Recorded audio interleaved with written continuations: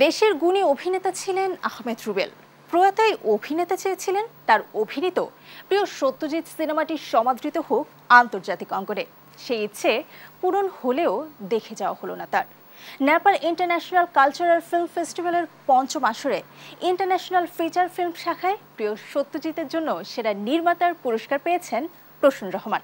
তবে তিনি তার এই পুরস্কার উৎসর্গ করেছেন আহমেদ রুবেলকে। আর এই সম্পর্কে বিস্তারিত জানাচ্ছেন এআরএম সাদাত। পঞ্চম নেপাল কালচারাল ইন্টারন্যাশনাল ফিল্ম ফেস্টিভ্যালে শ্রেষ্ঠ আন্তর্জাতিক ফিচার ফিল্মের পুরস্কার পেল প্রয়াত আহমেদ রুবেল অভিনীত সিনেমা প্রিয় সত্যজিৎ। নির্মাতা সত্যজিৎকে নিয়ে চলচ্চিত্রটি নির্মাণ করেন নির্মাতা প্রসূন রহমান।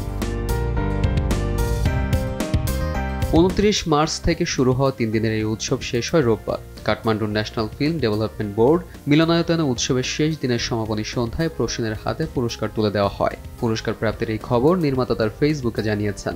সেই সঙ্গে সিনেমাটির সঙ্গে জড়িত সবাইকে আন্তরিক অভিনন্দন ও কৃতজ্ঞতাও জানিয়েছেন তিনি। আপনাকে নিয়ে একটা জার্নির কথা ভাবছি। গত বছর প্রিয় সত্যজিৎ সিনেমায় অভিনয়ের জন্য ভারতের জয়পুর আন্তর্জাতিক চলচ্চিত্র উৎসবে সেরা অভিনেতার পুরস্কার পেয়েছিলেন রুবেল।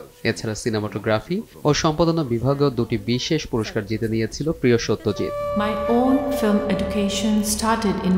সত্যজিৎ রায়ের জন্ম শতবর্ষ উপলক্ষে নির্মিত সিনেমাটি নিয়ে প্রসূন এর আগে জানিয়েছিলেন এটি সিনেমার অন্তর্জগৎ নিয়ে তৈরি একটি চলচ্চিত্র।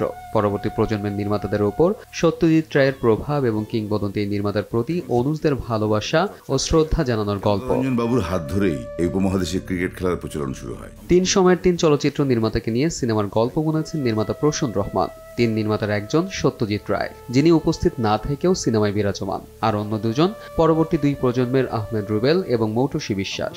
প্রসূনের নিজস্ব প্রযোজনা সংস্থা ইমোশন ক্রিয়েটরের ব্যানারে নির্মিত হয়েছে সিনেমাটি। চিত্রনাট্য ও পরিচালনা তারই।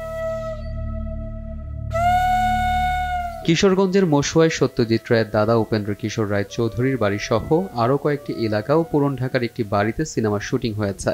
রুবেল ও মৌটুসী ছাড়াও সাইদ বাবু, সঙ্গীতা চৌধুরী, লাবণ্য চৌধুরী, এহসানুল হক, নুসরাত জাহান নদী, পঙ্কজ মজুমদার সহ অনেকে কাজ করেছেন এই সিনেমায়। তবে ট্রেলার প্রকাশ পেলেও এখনো জানানো হয়নি সিনেমা মুক্তির তারিখ। মনে হচ্ছিল যে ওই অপুটাই বোধহয় আমি।